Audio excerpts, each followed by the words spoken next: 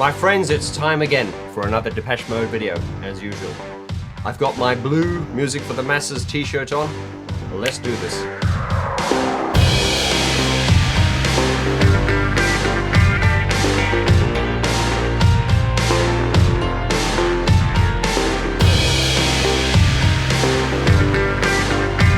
Hi guys, and welcome to Piano and Keyboard Artist, where we discuss the artists related to pianos, keyboards, and synthesizers.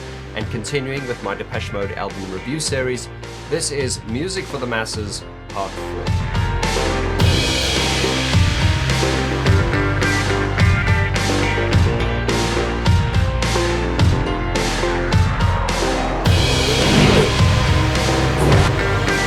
So, just a brief recap. In parts 1 and 2, we talked about Music for the Masses, a little bit of history.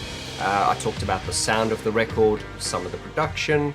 We also talked about the vocal effects, how Dave and Martin use their voices. We also talked about, in part 2, the lyrics, and it's something I haven't done yet, was actually to sort of like dive into the lyrics. And we as we discussed the lyrics, we realized that Martin's lyrics are very ambiguous, and we can all have different interpretations to these lyrics. And then, of course, in part 3, I started running through all the songs on this fantastic album. And we went through the first 3 songs, which are Never Let Me Down Again, Things You Said, and Strange Love. And what I did was I broke the songs down into their parts. We looked at some of the chords, the structures. We also ran through some of the iconic sounds. And then at the end of every song, I continued to play a piano improvisation. And that is becoming quite a signature style on this channel. And the reason I always do a piano improvisation at the end, as I say, is because it helps you to hopefully hear the songs in a different way. And I'm pleased to say that based on the feedback I've gained, a lot of you said, you like the piano improvisations because it does help you to sort of hear the songs in a different way. And that's something I'm always trying to point out about Depeche Mode's music is, although a lot of people can dismiss it as, electronic or gloomy or moody or whatever label they want to give it, what I try to illustrate in the piano improvisations is that when you take away all the production and you just live with the bare bones, just the vanilla, just the basic piano, you can actually hear how timeless and how brilliant their songs really are. And of course, you'll know that we did the in-depth Dave Bascombe interview when I went down with my crew to visit Dave Bascombe. Thank you to you guys who helped me fund it. And we went and sat with Dave Bascombe and asked him all the questions we wanted to ask him about this album. And the links to all these videos are below in the description. And also, I got Dave Bascombe to autograph 3 of those vinyls. And congratulations to Vincent Pujol, Barbara O'Brien, and Chris Abbott, who were the lucky winners of these vinyls. They have been posted and you should have them by now. Okay, that's enough housekeeping. Guys, stick around. This is going to be a fun, in-depth video. Grab your favorite drink or cup of tea or whatever floats your boat. And let's jump into Music for the Masses, Part 4.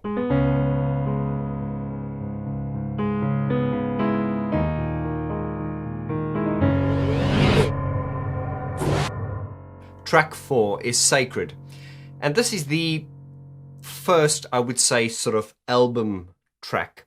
And you know what an album track is. It's almost like a filler track. It's not one of the sort of like main songs that has gone on to sort of like highlight their catalogue. It's one of the songs that would have been played as part of the Music for the Masses tour, but they wouldn't have played it later on. They may have, but it's Sacred is an album track. It's not one of their standout tracks. And of course, there were quite a few standout tracks in this album. Never Let Me Down Again, Strange Love, Behind the Wheel, Pimp. I mean, this is a very, very strong album. But Sacred is an album track, a filler. It's not a bad song.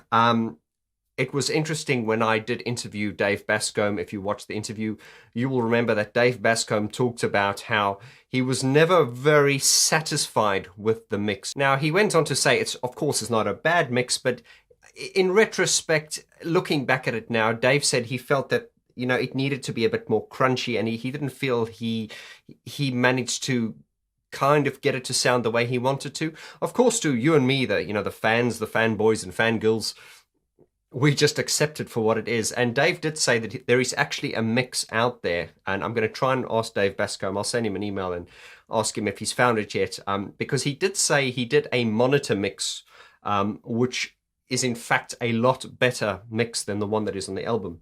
But of course, this is all just geeky stuff. And, to most people, and this is not to be condescending, a lot of the different mixes, some of the changes can be so subtle that it would only be obvious to you, if you were a producer or you had a trained musical ear. But of course, that depends on how big the changes were. But anyway, I will try and find that monitor mix of Sacred, which Dave Bascombe reckons was a better mix than the one that was on the album. But the mix we got on the album is by all means the mix that you and I grew up with. It's a great song, Sacred.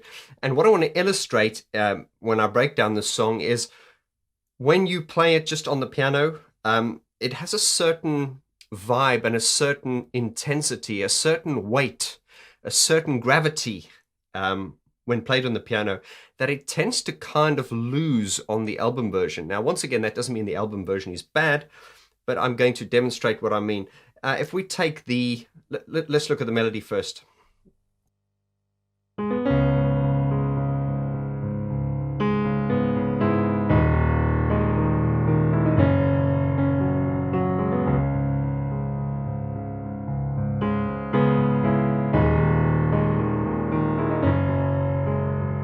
Can you feel the gravity of that? It just has a real. It's a very stern is the word, but it has a gravity, and once again, it's very difficult to put these emotions into words. But if we listen to the actual sound that was on the record, which is.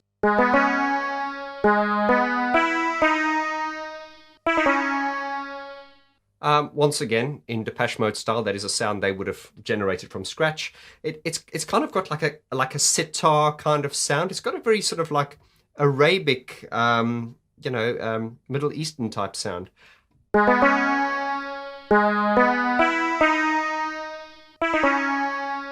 And there's kind of like a pad sound to sort of help sustain it. But anyway, that is the sound they use in the record. But what I'm trying to point out to you is if you listen to it just on the piano, listen to the gravity of it.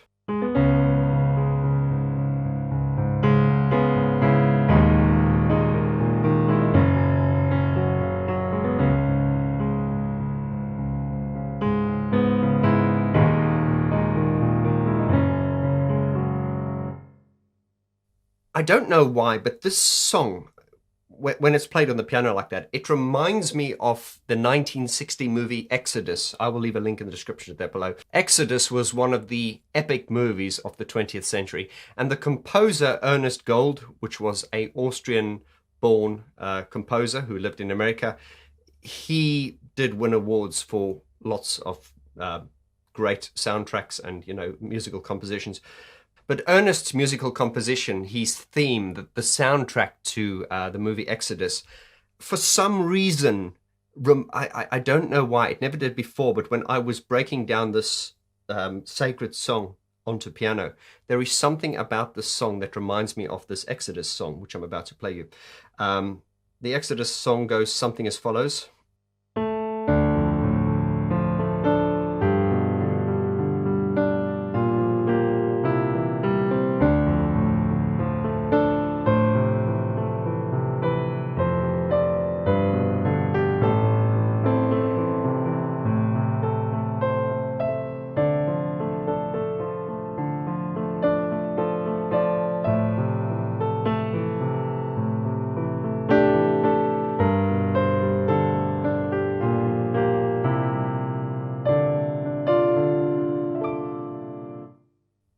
Of course, that's just my interpretation of the song. It's not a note-for-note reflection of it.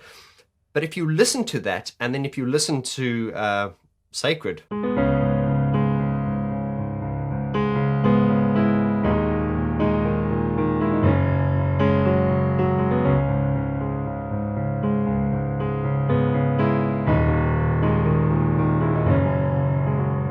Of course, it's an entirely different melody, but there is something similar. I don't know what it is.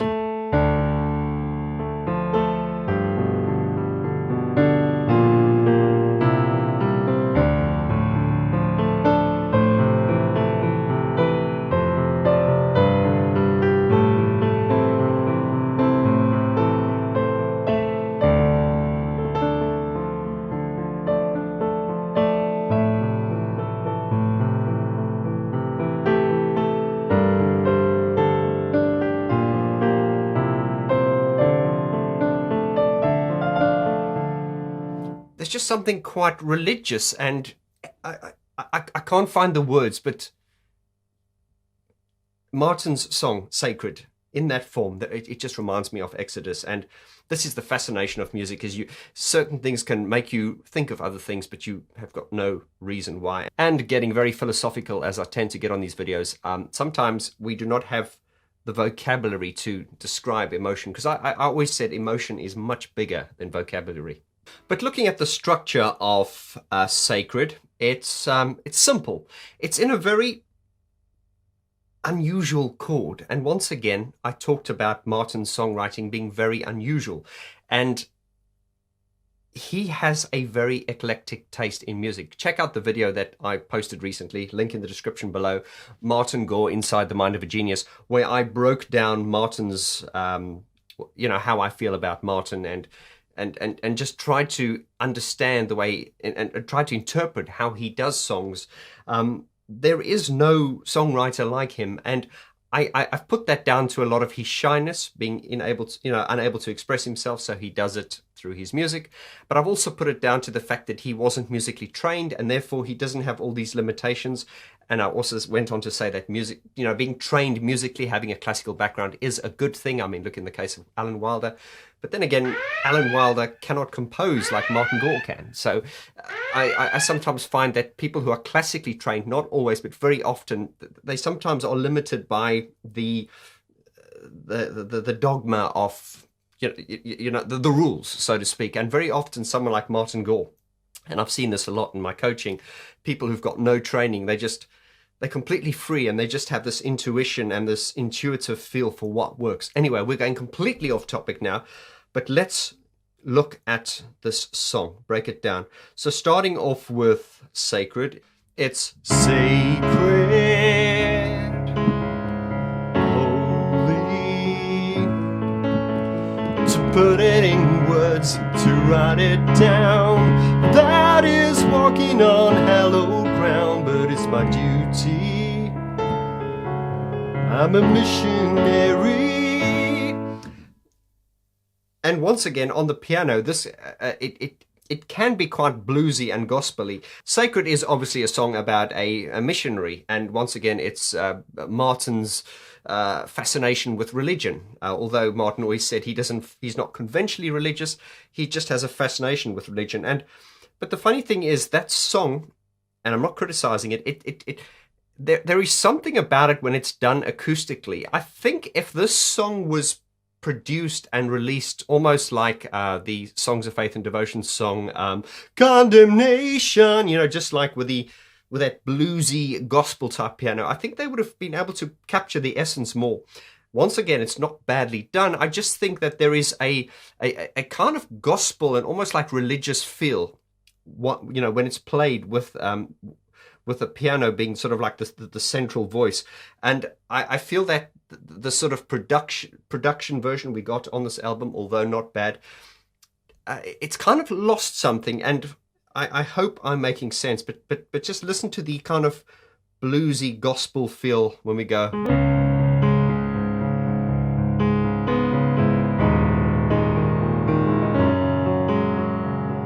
It's got a really sort of gospel kind of feel. If we go to sacred, holy, to put it in words, to write it down, that is walking on hallowed ground, but it's my duty. Okay, I'm kind of overplaying it now, getting just to sort of emphasize the kind of gospel thing. I'm kind of playing like Peter Gaudino now, and I think Peter Gaudino would actually do a great version of the song, because as I say, on the record, it seems to have lost that really religious feel, despite the fact that it does have these kind of like choir samples. And of course, I could do a complete video on the song if I wanted to, but I just wanted to sort of illustrate that there is a certain gravity that the song has when played on the piano. I do like the bridge, which is the trying to tell the story of love's eternal glory, which is trying to tell the story of love love's eternal glory. That is a very strong progression, which is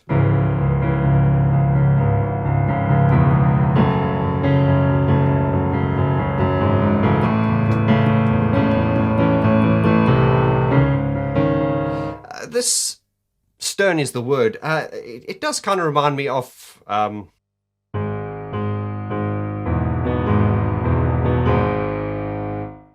Luke, I am your father. It does have that sort of stern kind of Darth Vader sound to it. And once again, the more we dig into these songs, I find myself just going down a rabbit hole, and then I just realized that every song needs its own video. Right, so running through the structure of the song, we find many gorisms, and remember, a gorism is a chord which I call these a left field chord. It's that there's always a note within a sequence of Martin Gore melodies where there's this strange note that comes in that like hits you from off guard kind of thing. Looking at the beginning, it's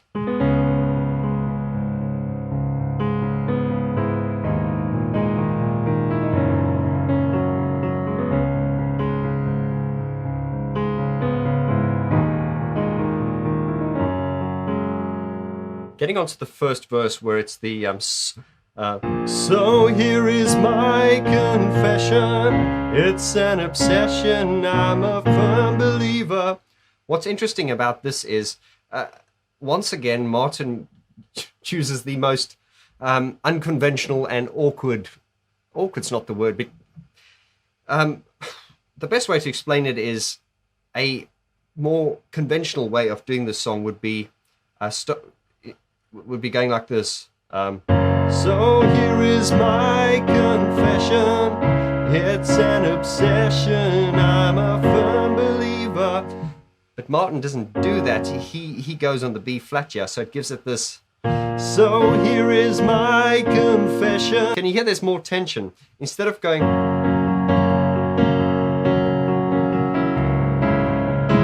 that's conventional, and then there's Martin, which is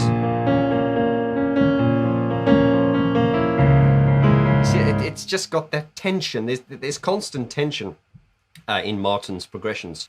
When it gets to the part, I'm one of the devout, then it goes, trying to tell the story of love's eternal glory. Then it's back to sacred, and then holy. And then some of the original sounds are sacred, holy. Of course, when these sounds are played in isolation, they can sound a bit reedy or out of place, but of course they're not meant to be played in isolation, they're meant to be played as part of a composition.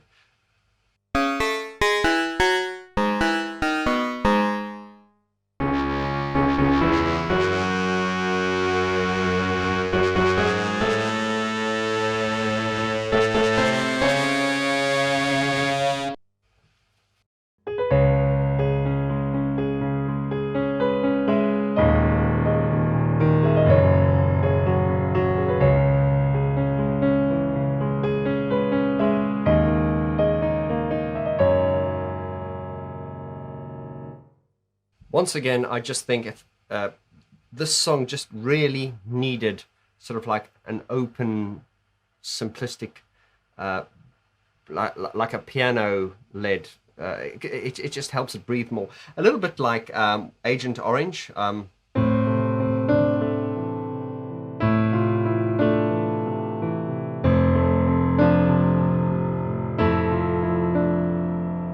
I feel that approach, that more simplistic approach, could have worked better. However, that is always the decision. And Depeche Mode, I know when they go into the studio, it's always difficult because when you're making a record, you can take a record in so many different directions, but you have to choose. And, that is the version of Sacred is the version of Sacred we got. Of course, they could have taken it in many different directions. And in hindsight, they could have, but there's nothing wrong with the album version. And this is what I love about Depeche Mode, is when they go live, they often do do different interpretations of their songs, and indeed in their remixes and stuff, which is another subject altogether. Anyway, I've spoken a lot longer on Sacred. There I said it was just an album track, but there's a lot to talk about it is, and there's a lot of layers to it, even though a lot of people do sort of dismiss it as an album track. Right, so I'm now going to do the piano improvisation, and once again, the piano improvisation is just free-flowing, using some of the melodic ideas that are there and just interpreting them and expressing them on the fly.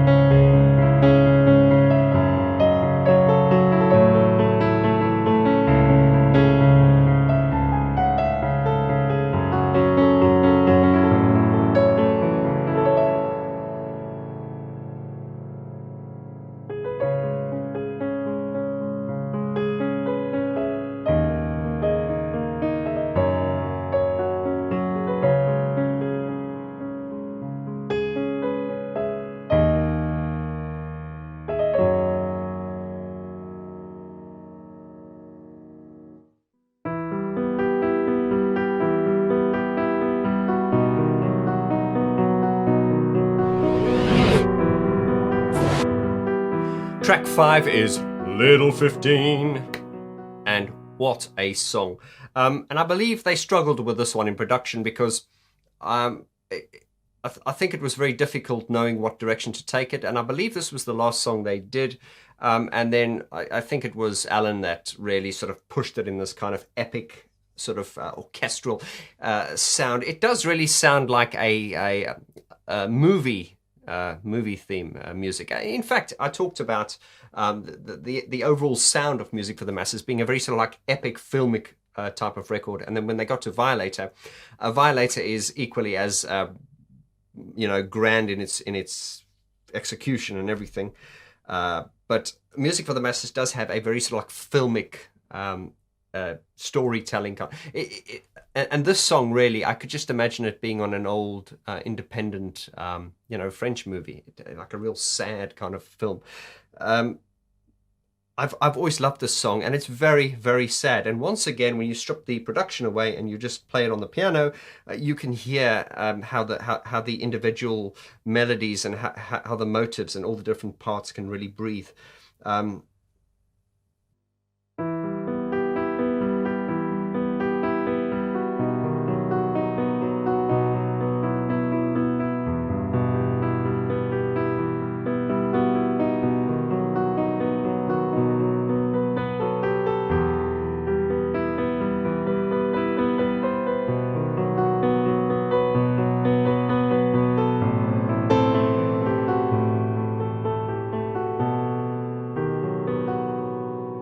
It's just very, very haunting. What's fascinating about this song is the way it changes keys. And the question I have, I'm going to demonstrate the key changes now, but one of the questions I have is, were the key changes done by Martin, or did Alan instill his great musical knowledge to take this to the next level? Because as we know, and as Dave Bascombe said, that Alan was hugely instrumental in this record. In fact, one could argue Alan produced this record, and as Dave Bascombe agreed, Alan really sort of like jumped in the driving seat and steered this record in a particular direction, and which is evident because Alan has great musical.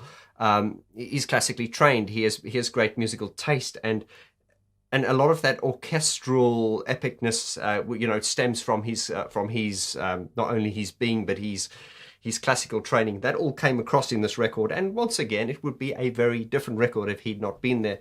Okay, I don't want to get all Alan Wilder fanboy, but it would be interesting to hear this demo, because the key changes and the way it changes keys in the various parts, which I'm going to illustrate to you.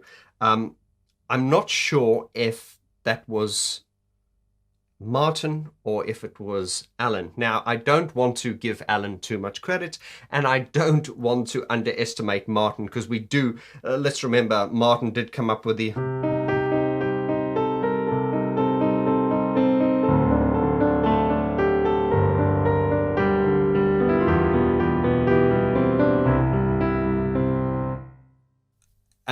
and, tons of other melodies. I mean, just think of Pimp. I mean, what an incredibly strange, odd musical composition.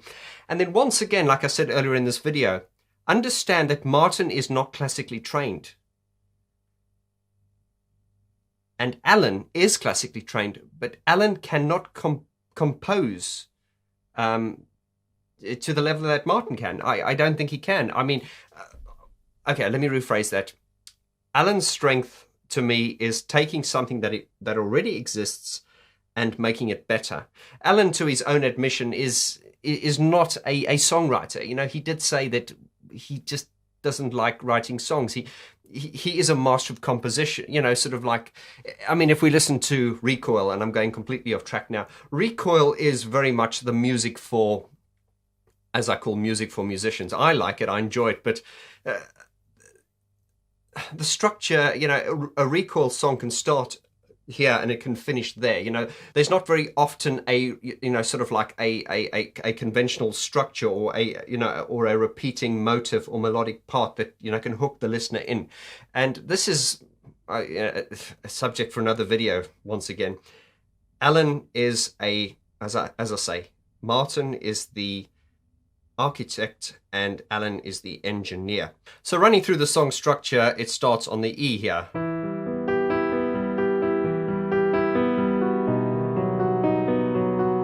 And then the melodic part is Little 15.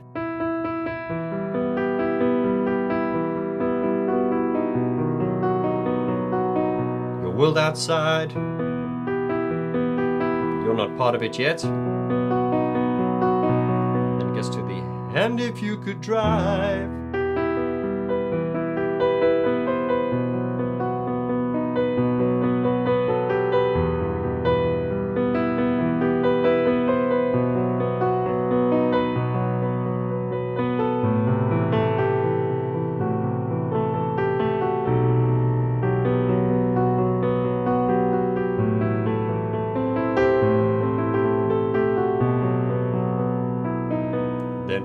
Little 15, and then you've got this melodic part here.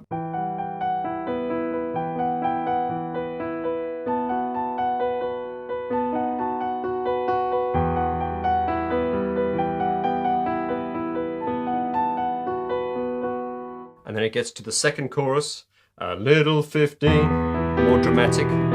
Why take the smooth with the rough when things run smooth? Already more than enough. And she knows your mind is not yet in league with the rest of the world and its little intrigues. Do you understand? Do you know what she needs? As time goes by, and when you've seen what she's seen, you will. Now, here comes a key change. It goes to.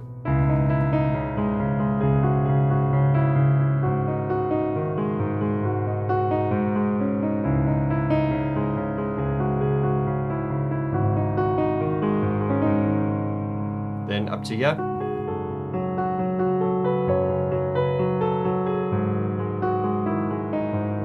again.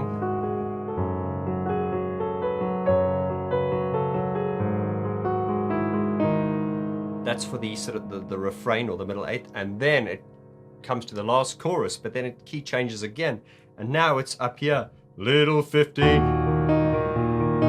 why does she have to defend her feelings inside? Why pretend?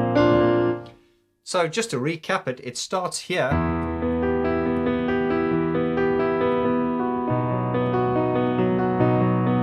And then when it gets to the bridge of the middle eighth, it goes.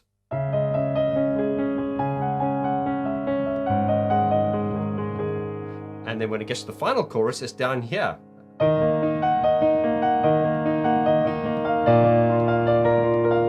So to sum it up even further, it starts here.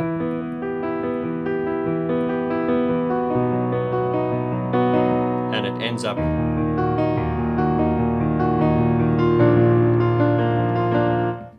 which is very unconventional, because usually with the traditional way of key changing, usually you sing in a key and then you get to the last chorus and it's key change, next line, musical theatre. But you know, that's the real cheesy way of doing a key change, is you get to the end and then it's crescendo and then key change. Well, this one actually starts, as I say, on the E, and then by the time you get to the middle eighth, it key changes, but then it key changes down again. And so the last chorus is sung a semitone lower than the first chorus, or there is no chorus. Strange structure. The last line is sung a semitone lower than what it is done the first time.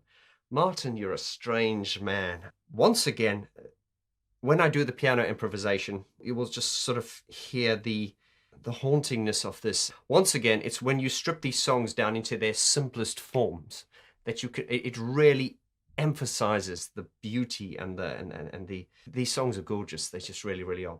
Right, this is the piano improvisation.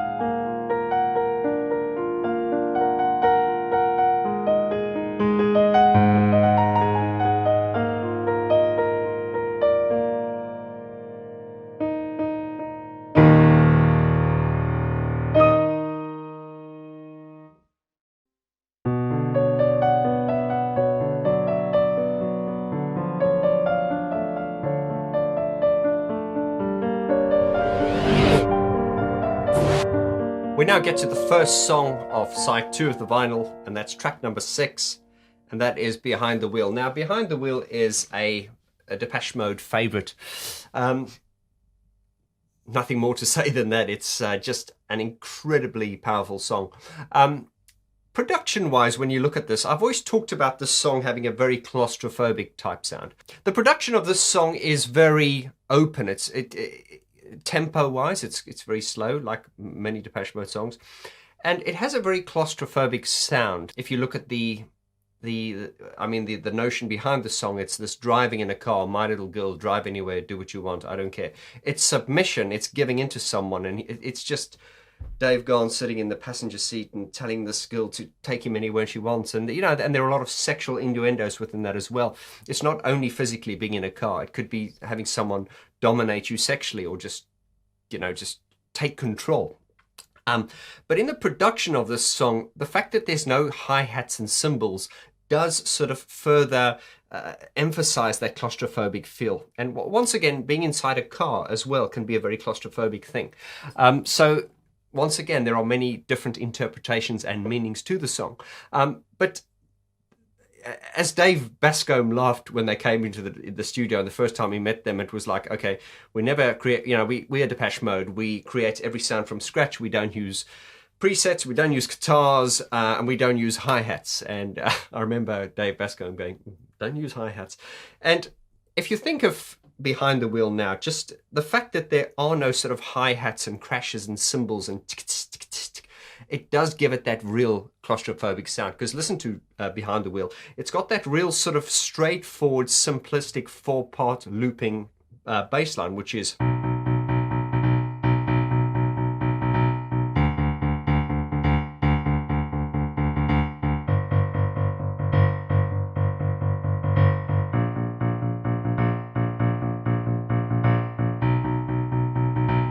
And it's literally that all the way, and it just adds upon. And as Alan Wilder said in an interview, a lot of the songs on this record sort of follow that theme where it's a part that sort of loops and turns around on itself, and more things are added to it. Behind the Wheel, really, as I say, it starts like that and goes all the way through. And indeed, Pimp is another example how it just starts off with that.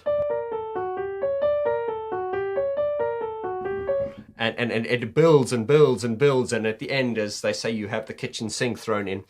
But so if we look at Behind the Wheel, it's that dum dum dum dum dum dum. But then you've also got the kick, kick, kick, kick, and eventually you get kick, snare, kick, snare. There's no no hi-hats, and it is funny. Round about this time, I think it was Dave Bascombe that probably got Depeche Mode to think about changing their workflow, and of course, indeed, by the time they got to Violator, Mark Ellis Flood had really taught them to, okay, fuck all your stupid ideas, just get out of the box, get out of your, free yourself from the prison of your own restrictions, and just, use guitars and use whatever it is to do. And it's funny that by the time we got to Songs of Faith and Devotion, Depeche Mode had become the band that they were sort of reactionary to when they started out being an electronic band. Behind the Wheel has this really claustrophobic sound, and it's very machine driven, and I do love the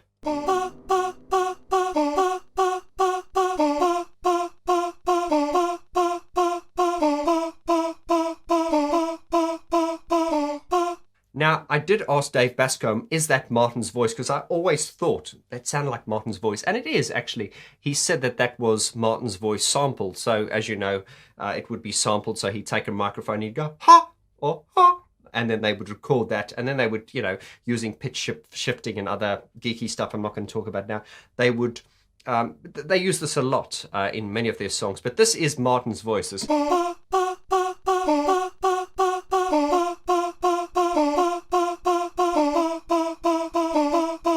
that is a really iconic part of the song, as is this melodic part.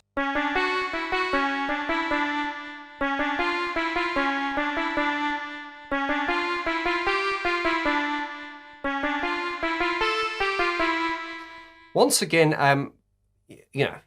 heaven only knows how they created these sounds. You know, they created from scratch. But this is a kind of like a sitar kind of sound. Once again, that really sort of like, I don't know, a real sort of Middle Eastern type sound. And of course, it's got like it seems to be modulated in some way, and there seems to be like a pad sound underneath. So, I mean, if you were to play it like this, dun dun, but if you hold it, it does sustain.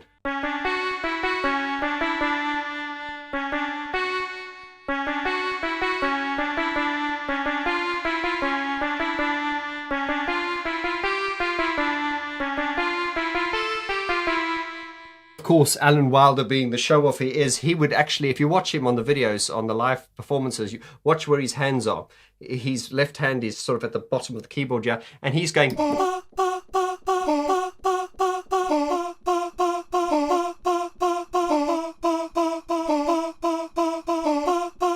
But he's also playing the... at the same time, and that's quite difficult to do. That is one of those things that's like when you pat your head and you rub your belly and you try and do it the opposite way. It's a bit of a brain freeze, but yeah, it is possible to do that, but it is quite difficult. But once again, it illustrates what a virtuoso Alan Wilder was. And whilst we're on the sound bank here, we have the iconic.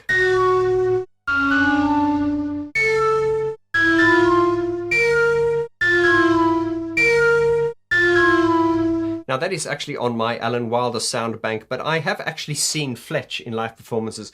He does play that part, and a lot of people have said that is probably the most complex part that Fletch does on stage. Alongside this car sample as well.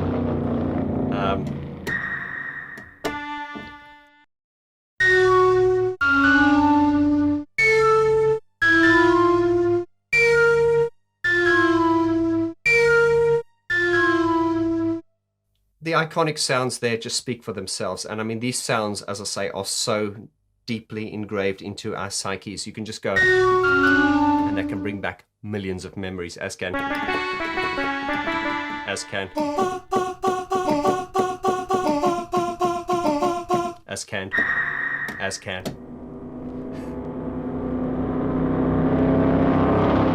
Yep, Martin, that's my part. Why is it on Alan's keyboard? That's my part. Oh, little girl. I'm playing that. Right, so looking at Behind the Wheel as far as structure goes, it simply just starts on the B minor and it's my little girl. Then to the D minor, drive anywhere. And then to this G minor, do what you want. And to the B flat, I don't care. And I talked about in previous videos how Dave is singing his deep baritone and Martin is singing his high tenor. So it's my little girl, drive anywhere, do what you want, I don't care. And Martin is my little girl, drive anywhere, do what you want, I don't care tonight. And remember, that's the iconic Depeche Mode sound. Dave Gahan just giving this round, direct tone, and Martin doing the light head voice. Gave it that really, really iconic Depeche Mode sound. So, if we play Dave's part with the thumb, his vocal, and Martin's vocal with the pinky, we get...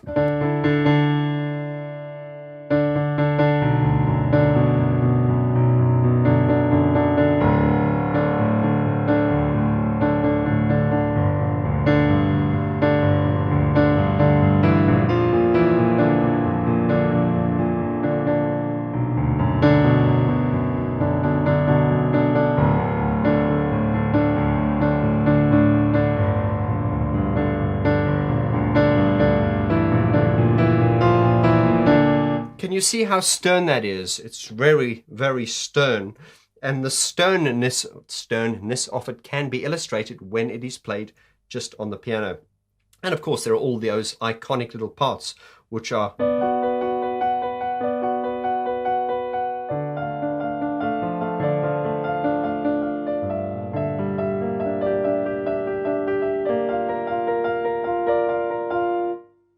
And I'm going to illustrate once again just how beautiful the song is when it's played just on the piano, using a improvised, free-flowing style, just using some of the riffs and the motives and just going for it.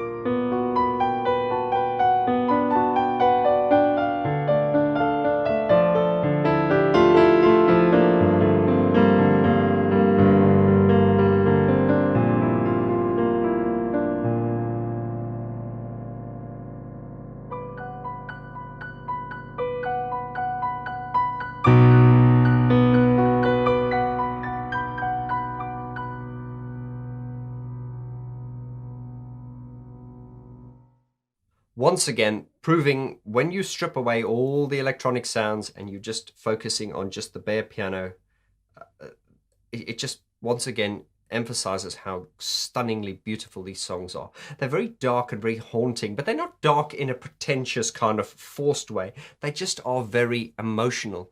And this comes back once again to Martin's really eclectic taste in music. Right, my friends, and now it's up to you. This is part 4.